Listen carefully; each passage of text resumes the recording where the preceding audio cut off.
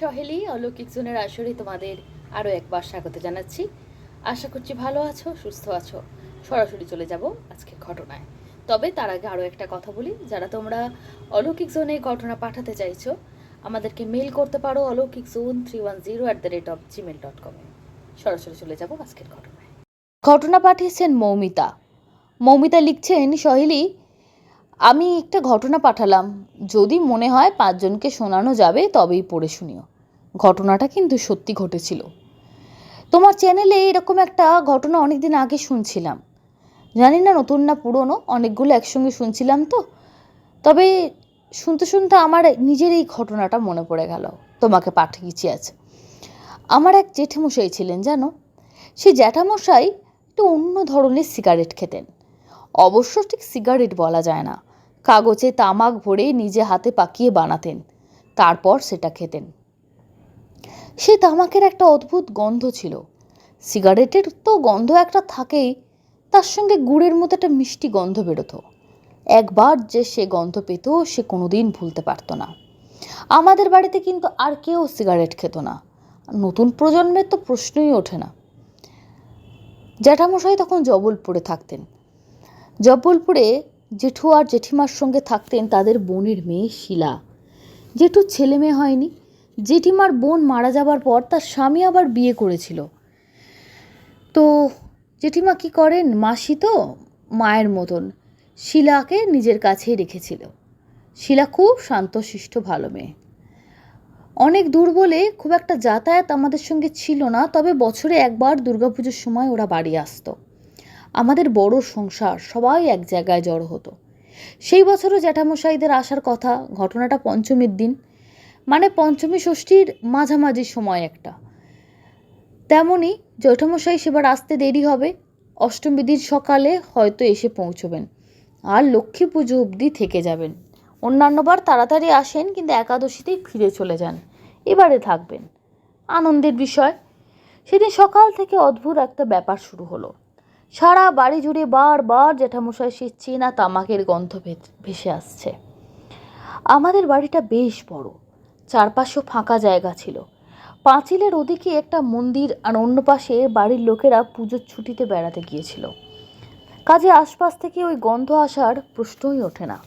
আমরা অবাক হয়ে গেলাম। কে বলল, মনে হচ্ছে যেন জ্যাঠা এসছেন রে, জ্যাঠা পৌঁছে গেলেন, এরমভাবে অনেকে কথা বলে। আর একজন বলল, না রে, নিশ্চয়ই কোথাও থেকে গন্ধ আসছে, দেখ আমাদের বাড়ির ছোঁড়াগুলো আবার কেউ নেশা করছে কিনা। ছোঁড়া বলতে বাড়ির ইয়াং ছেলেদের কথা বলা হচ্ছে। কিন্তু যত সময় যাচ্ছে গন্ধটা হালকা হওয়ার বদলে তত স্পষ্ট হচ্ছে। সারাদিন ধরে মাঝে মাঝে সেই পরিচিত তামাকের গন্ধ সবার নাকে আসছে। বাড়িতে অনেক লোকজন, অনেক আনন্দ, কিন্তু সেটাকে যেন কোনো গুরুত্বই দিলাম না আমরা। রাতে সবাই একসঙ্গে বসে গল্প করছি, জ্যাঠামশাই আর জেঠিমার আলোচনাও হচ্ছিল। তখন চারদিক ভরে গেল আরও একটা গন্ধে, রজনীগন্ধার গন্ধ, আর সঙ্গে অগরুর গন্ধ। একবারেই যেন বাতাসটা ভারী হয়ে গেল। মনে হচ্ছে নিচে থেকে যেন কোথাও বিয়ে বাড়ি বসেছে। আবার মনে হচ্ছে সেই অগরুর গন্ধ, যা সাধারণত মৃতদেহের কাছে বা কোনো ধর্মীয় অনুষ্ঠানে ব্যবহার করা হয়। এ আতরের মতো মিষ্টি, কিন্তু তার মধ্যে যেন অদ্ভুত এক বিষাদের ছোঁয়া। আমরা কেউই বুঝতে পারছিলাম না এমন গন্ধ হঠাৎ কোথা থেকে এলো। গন্ধের রহস্য নিয়ে অনেক রাত পর্যন্ত আমাদের আলোচনা চলল। কেউ বলল কোথাও নিশ্চয়ই কেউ ধূপ বা অগুরু জ্বালিয়েছে, কেউ বলল হয়তো পাশের বাড়িতে কিছু হয়েছে, কিন্তু ব্যাখ্যাই ঠিক মনের মতো হলো না। ভোরের দিকে হঠাৎ খবর এলো জ্যাঠামশাই আগের দিন জব্বলপুরে মারা গিয়েছেন। খবরটা শুনে আমরা স্তব্ধ হয়ে গেছিলাম। আরও জানা গেল জেঠিমা এতটাই অসুস্থ হয়ে পড়েছেন যে শিলাদি আশেপাশের লোকেদের সাহায্য নিয়ে শেষকৃত্যের ব্যবস্থা করেছেন। এবার 2-1 পরিচিত মানুষকে সঙ্গে নিয়ে জেঠিমা কলকাতায় আসছেন। জেঠিমা ভীষণ অসুস্থ, শিলাদি ওকে রাখতে সাহস পাচ্ছে না। আশেপাশে প্রচুর লোক আছে, তাদেরকে ভালোবাসে, কিন্তু আত্মীয় স্বজনের মধ্যে থাকার একটা তো শান্তি আছে। জেঠিমা জেগে থাকলে পাগলের মতো কান্নাকাটি করছে, আর মাঝে মাঝে বেহুশ হয়ে যাচ্ছে। হঠাৎ করে এই শকটা নিতে পারছেন না। জেঠিমার রক্তচাপ বারবার নামা ওঠা করছে, শরীরের অবস্থা ভালো না। কোনো রকমে ওষুধপত্র দিয়ে এখানে নিয়ে আসার ব্যবস্থা হচ্ছে। সঙ্গে ওখানকারই 2 জোয়ান ছেলেও আসছে। আমরা সবাই নির্বাক হয়ে রইলাম। বাড়ির বড়রা একজন আরেকজনের মুখের দিকে তাকিয়ে বললে, দেখলে তো, সারাদিন জ্যাঠার তামাকের গন্ধ পাচ্ছিলাম। রাতে রজনীগন্ধা আর অগরুর গন্ধে সারা বাড়ি ভরে গেছিল। পরে জানতে পারলাম ঠিক সন্ধেবেলাতেই জ্যাঠামশাইয়ের শেষকৃত্য হয়ে গেছিল। পুজোর সময় হঠাৎ টিকিট পাওয়া তো খুব কঠিন। আমাদের অবস্থা এমন ছিল না যে বিমানের যাতায়াত করা যাবে। ট্রেনে তখনও এত তাড়াতাড়ি যাওয়ার উপায় ছিল না, সেই সময়ের কথা বলছেন। তাই সবাই বললেন শিলাদি যা করছে সেটাই সব ঠিক কাজ করেছে। বিপদের সময় মানুষের মাথা ঠান্ডা রেখে ডিসিশন নেওয়ার যে ক্ষমতা, সেটা সবার মধ্যে থাকে না, সেটা শিলাদির মধ্যে ছিল। তিনি জানতেন চাইলেই কলকাতা থেকে কেউ ছুটে আসতে পারবে না, তার পক্ষেও ডেড বডি নিয়ে এইভাবে মুভ করা সম্ভব না। উনি ওখানেই শেষকৃত্য করেছিলেন, কারোর অপেক্ষা করেননি। বাড়ির বয়স্করা মানে কাকা দাদু বড় জেঠিমা তখন প্রচণ্ড কাঁদছে। একটাই কথা, ও বাড়িটাকে বড় ভালোবাসত, প্রতি বছর পুজোয় আসতো। তাই হয়তো শরীর আসতে পারেনি, আত্মা এসে বাড়ি থেকে ঘুরে গেছে। সারাদিন বাড়িতে ছিল, তামার গন্ধে, তামাকের গন্ধ, সমস্ত কিছু মিলিয়ে শেষ যাত্রার বিদায়, রজনীগন্ধা অগুরুর গন্ধে সবাইকে আমি আসছি জানিয়ে গেছে। কিন্তু আমরা কেউ বুঝতে পারিনি। এগুলো শুনলে মন ভারাক্রান্ত হয়ে যায়। তার সঙ্গে সত্যি কথা বলতে আমার মনে হয় মোবাইলে যেমন প্রচুর অপকারিতা আছে, সেটা আমরা সবাই স্বীকার করি, কিন্তু আজকে হাতে হাতে মোবাইল হয়ে গিয়ে না, কেউ মারা গেলে তার খবর পাবো পরের দিন, এটা আমরা আজকে ভাবতেই পারছি না। কিন্তু একসময় এটাই ছিল বাস্তব।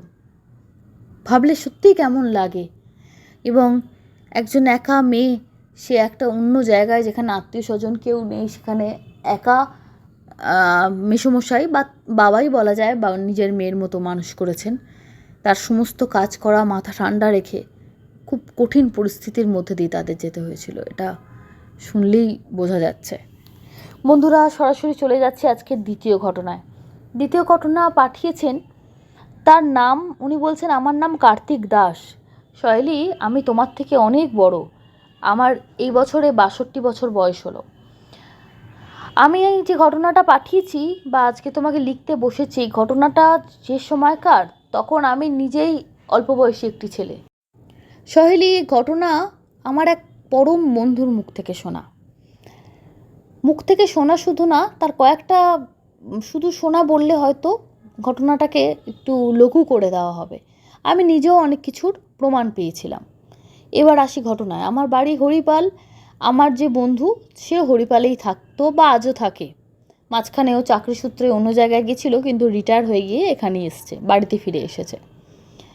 তো সেদিনও ওর সঙ্গে পুরনো এই ঘটনাটা নিয়ে আলোচনা হচ্ছিল। তো আমার সেই বন্ধু খুব ভালো ফুটবল খেলতো। আমরা তো খেলতামই, ওর আবার অন্য লেভেলের খেলা ছিল, বিভিন্ন জায়গায় ও খেলতে যেত। সে খেলার সূত্রে কিন্তু ও রেলে চাকরি পেয়েছিল। কিন্তু যে সময়ের ঘটনা বলছি, তখন ও চাকরি বাকরি পায়নি, শুধু খেলা করছে, খেলতে ভালোবাসতো বলে খেলা করছে, এরকম একটা সময়।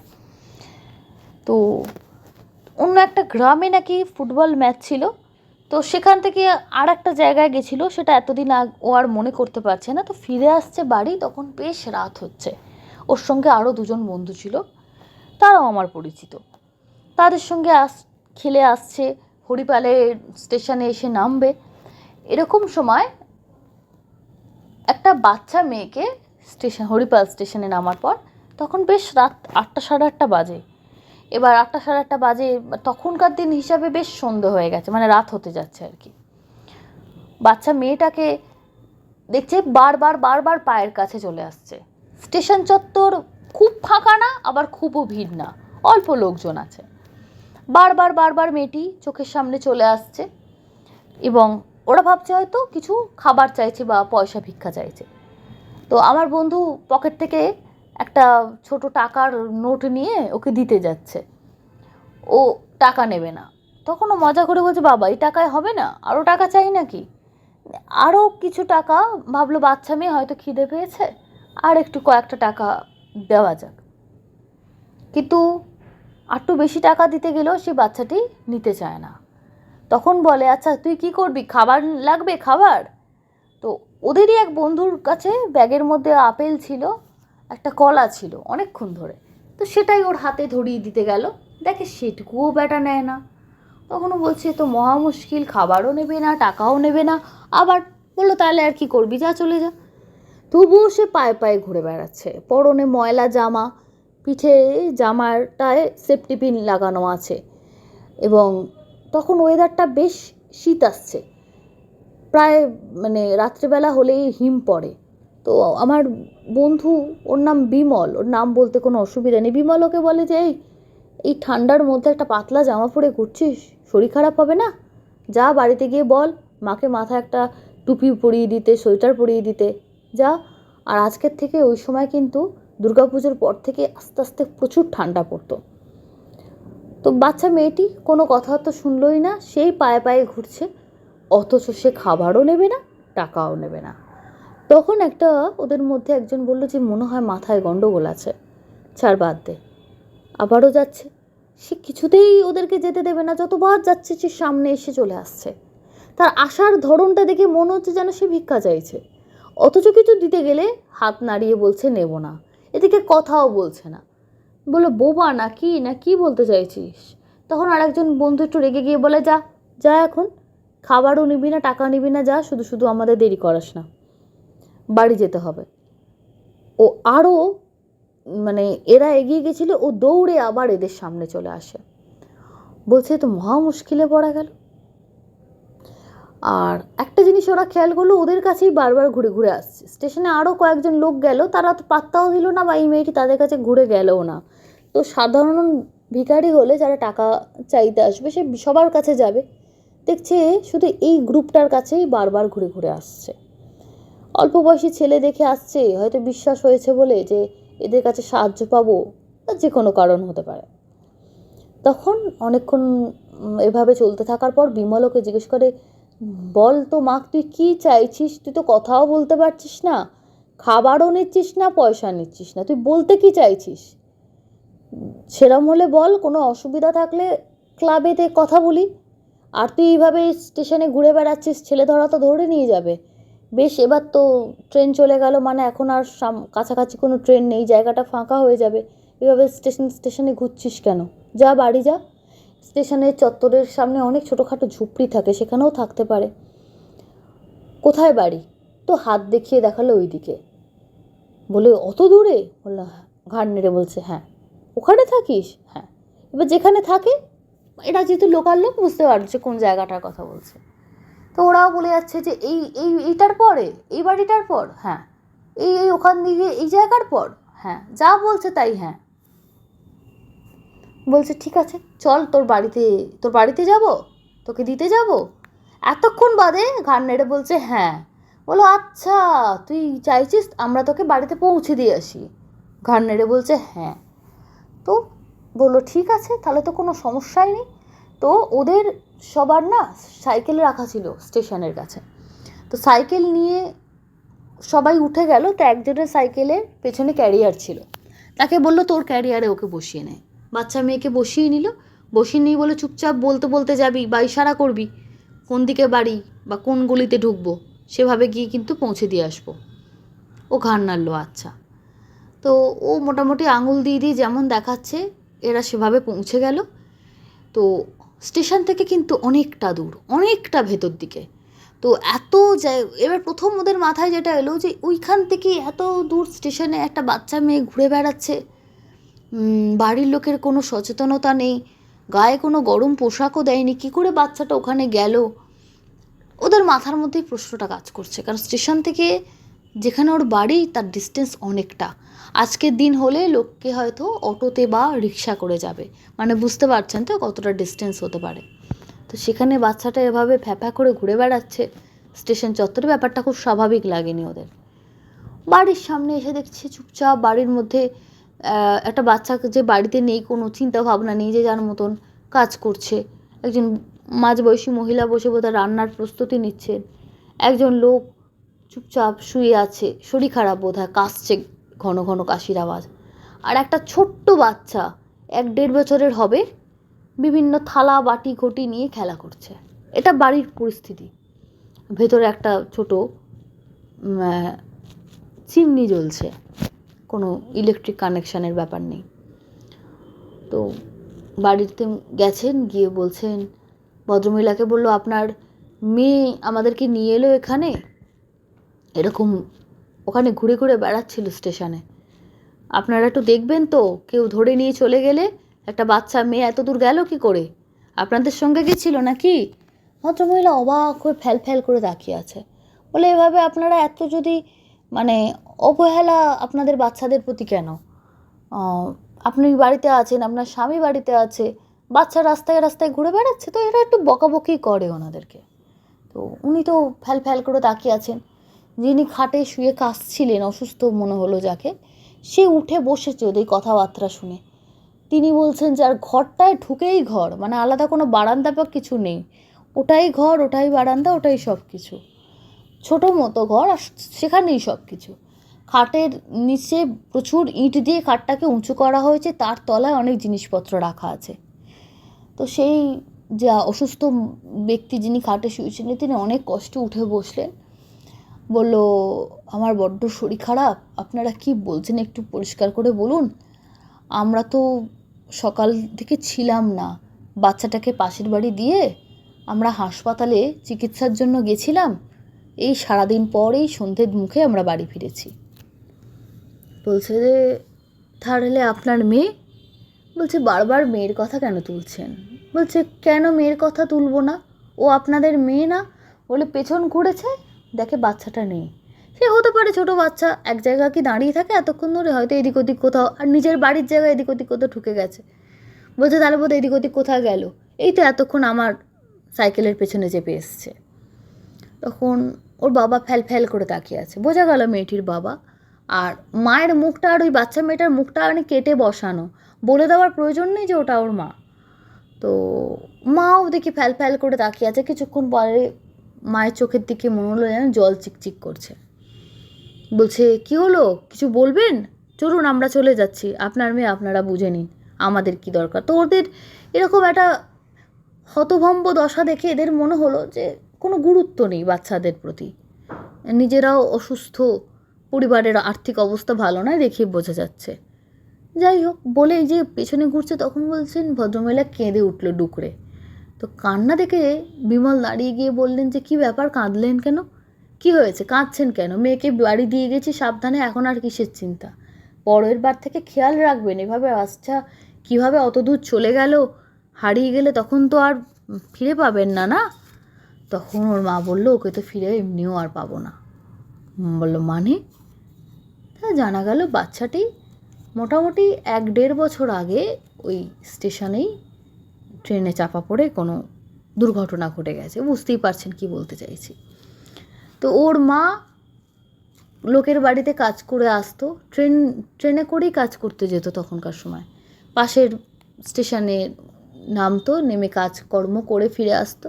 তো মেয়েকে নিয়ে আসছিল, লাইন পার হয়ে বুঝতে পারিনি থ্রু ট্রেন এসে গেছে। তো মা কোনো রকমে কোনো মানে হাওয়ার বেগে এমন ছিটকে পড়েছে, আর বাচ্চাটা হাওয়ার বেগে গিয়ে অন্য জায়গায় পড়েছে। সেখানে মানে ট্রেনে পুরোপুরি ট্রেনের তলায় পড়েছে তা না, ওই হাওয়ার বেগে না ছিটকে অন্য জায়গায় পড়েছে, এবং এই ছিটকে পড়াতেই ওর জীবন শেষ হয়ে গেছে আর কি। মা বেঁচে গেছে, বাচ্চাটা বাঁচল না। নিয়তিতে কার মৃত্যু কখন লেখা আছে কেউ বলতে পারে না।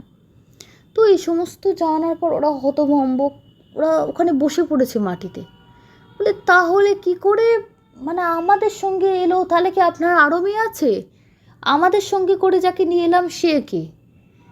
তখন বলছে যে, গলা দিয়ে ওনার ভদ্রমহিলা খালি কাঁদছে, গলা দিয়ে আওয়াজ মানে কথা বেরোচ্ছে না, ডুকরে শুধু কাঁদছেন আর বলতে চাইছেন যে ও মাঝে মাঝে আসে, স্বপ্নেও আসে, দেখা করে যায়। মাঝে মাঝে মনে হয় যেন ওরা যখন কলতলায় মুখ ধুতে বা কিছু করতে যায়, মনে হয় যেন মেয়ে এদিক থেকে এদিকে সরে গেল। তো মেয়েকে ওরা অনেকবার দেখেছে, সবাই বলে মনের ভুল, মায়ের মন, এরকম বলে। তো তারপরে নাকি এই বাচ্চাটা জন্মেছে, যে বাচ্চাটাকে ওরা আন্দাজে দেখছে যে 1-1.5 বছর বয়স, তো বলছে 1 বছর কয়েক মাস বয়স, তারপরেই বাচ্চাটা জন্মেছে ওর মৃত্যুর পরে।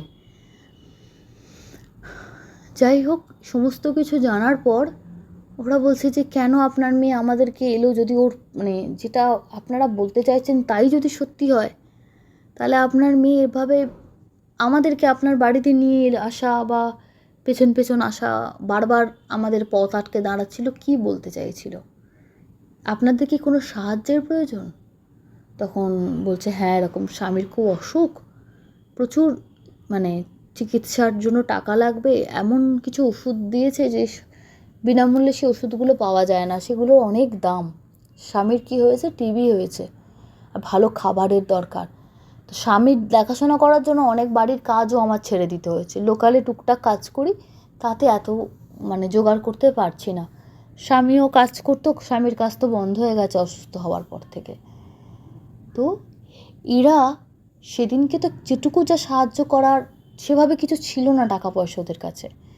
ওই আপেল আর কলা যেটা ওই বাচ্চাটাকে দিতে চেয়েছিল, কি অদ্ভুত ঘটনা শুনুন, সেটা ওই মায়ের হাতে দিয়ে এলো, বলে এটা আপাতত আপনার স্বামীকে ফলটুকু দিন, এই মুহূর্তে আমাদের কাছে কি যেন টাকা পয়সা নেই, আমরা তো সব জানি না, তবে আমরা কালকে আসবো।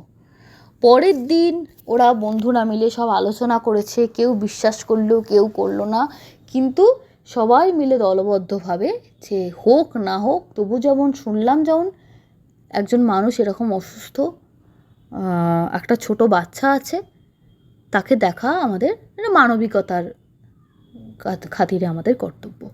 তো ওরা ওই বন্ধুরা মিলে চাঁদা তুলে সবাই মিলে ওই মেয়েটির বাবার জন্য টাকা চিকিৎসার জন্য টাকা পয়সার ব্যবস্থা করা, এবং যতটুকু যা সাহায্য দরকার বলছেন সবাই মিলে করেছিল, কেউ একা না, কিন্তু সবাই মিলে করেছিল।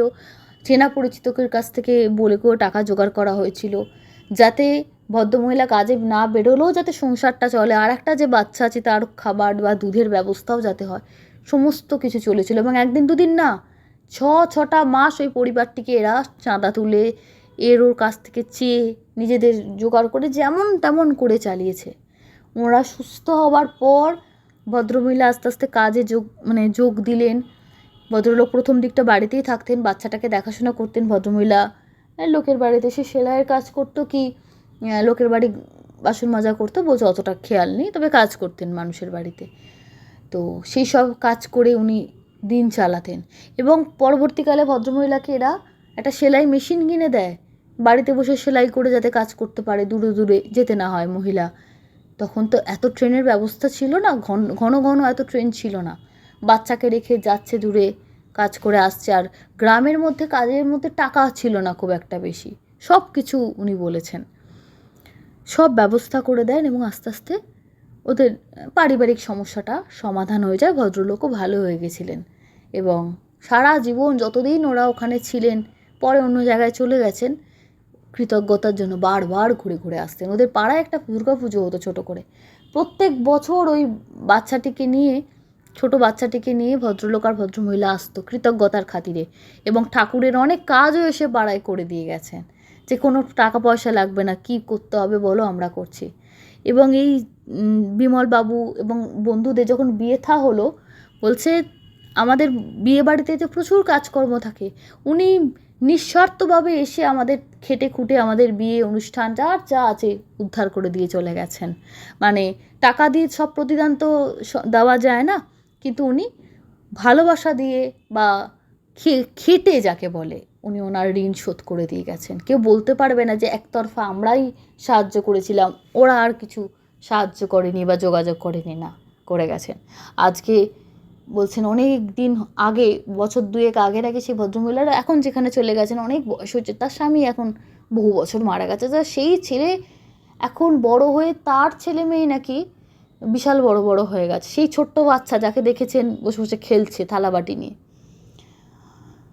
আর এবার পড়ে রইল সেই মেয়েটির কথা। মোটামুটি পরে ওর মাকে নাকি মেয়ে স্বপ্ন দিয়েছে অনেকবার, যে মা, ওদেরকে আমি, বাবার শরীর খারাপ, আমি তো দেখতে পাচ্ছি, বাবা ওরকম অসুস্থ, তুমি লোকের চেয়ে চিনতে এনে ভাইকে খাওয়াচ্ছ, বাবাকে চিকিৎসার জন্য কান্নাকাটি করছো, ভাবছো মেয়ের মতো স্বামীও বোধহয় চলে যাবে, বাচ্চা নিয়ে কী করবো। তো আমি ওদেরকে স্টেশনে ঘুরছিলাম, এদের কথাবার্তা অনেকক্ষণ ধরে শুনে আমার মনে হয়েছে এরা খুব ভালো, হয়তো সাহায্য করবে, তাই জন্য আমি বারবার ওদের পথ আগলে দাঁড়িয়েছি, কিন্তু আমি কোনো কথা বলতে পারিনি, আমার মুখে ভাষা ছিল না। এটা মাকে স্বপ্নে নাকি দেখা দিয়েছে। আবার বলবেন না যে কি করে কথা বলছে, মাকে স্বপ্নে প্রচুর দেখা দিত, প্রায় মাকে স্বপ্নে মেয়ে দেখা দিত, বিভিন্ন কথা বলতো এসে, তো সেইখানকার কথা বলা হচ্ছে। তো সেখানে এসে মা পরে এদের কাছে এসে কান্নাকাটি করে বলেছিল যে মেয়ে নিজেই বলেছে যে ও এসেছিল তোমাদেরকে নিয়ে, এটা কোনো এরা মিথ্যে কথা বলছে বা কোথাও থেকে খবর পেয়ে এসে যে এদেরকে সাহায্য করতে এসেছে তা না, আমি ওদেরকে নিয়ে এসেছি। তো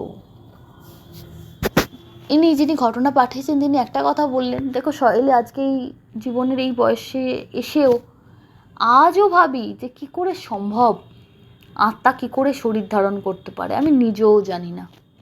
কিন্তু সেই দিন যখন প্রথম ওদেরকে দেখা দিয়েছে সেদিন আমি ছিলাম না গ্রুপের মধ্যে।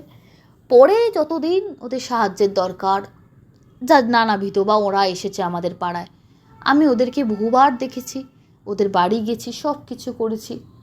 একটা ছোট ট্রাঙ্কের মধ্যে মেয়ের পরনে জামা কাপড় খেলনা ওর মা কী সুন্দর গুছিয়ে রেখেছেন, চোখ ফেটে জল আসবে। আজও জানি না, আজকের পরিস্থিতি বহু বছর কেটে গেছে। তো এই ছিল ঘটনা। অনেক দিন যোগাযোগ নেই, তবে এখন বলতে পারেন যে সেই মা এখন কেমন আছে। তিনি এখন অসতিপর বৃদ্ধা, বাবা তো বহু আগে মারা গেছেন। সেই ছেলেটি এখন অনেক বড় হয়ে গেছে, বেশ লায়ক হয়েছে, সবাইকে দেখে শুনে রেখেছে, এটুকুই যথেষ্ট। ওর মাকে আমরা দিদি দিদি বলতাম। অবাক হয়ে গেছিলাম, বিশ্বাস হতো না যখন আমরা আলোচনা করতাম যে এমনও হয়, কিভাবে হয়। কিছু কিছু প্রশ্ন থাকে, উত্তর পাওয়া যায় না। কিন্তু আমার বন্ধুরা যদি সেদিন ওই মেয়েটিকে না দেখতো, এদের তো আমরা চিনতে পারতাম না। তা দুটো একসঙ্গে কি করে সত্যি হয়। আজও আমার ছোট ছেলে আমাকে জিজ্ঞেস করে, বাবা ভূতকে কি করে দেখা যায়। তখন আমার ছেলেকে আমি একটাই উত্তর দিই, বাবা ভূতকে যদি দেখা না যায় তাহলে এই পরিবারের সঙ্গে আমাদের যোগাযোগটাও তাহলে মিথ্যে। কেন দুটো একসঙ্গে তো সত্যি হতে পারে না। নয় সেদিনকে ওরা কিছু দেখেনি কাউকে, ওদের মন গড়া কথা, আর নয় ওরা দেখেছিল তবেই ওরা পৌঁছেছিল। আর ওরা পৌঁছেছে বলে ওই পরিবারটার সঙ্গে আমাদের পরিচয় হয়েছিল। বহুদিন আমাদের এখানে ওরা ছিলেন, পরে অনেক পরে ওরা এখান থেকে চলে গেছিলেন। এই ছিল ঘটনা, অনেক পুরনো ঘটনা। কেমন লাগলো অবশ্যই জানিও। অনেক সময় কেটে গেছে, কিন্তু কিছু প্রশ্নের উত্তর আজও পাওয়া যায়নি। এই ছিল ঘটনা। ধন্যবাদ বন্ধুরা, আশা করছি ঘটনাগুলো তোমাদের ভালো লেগেছে।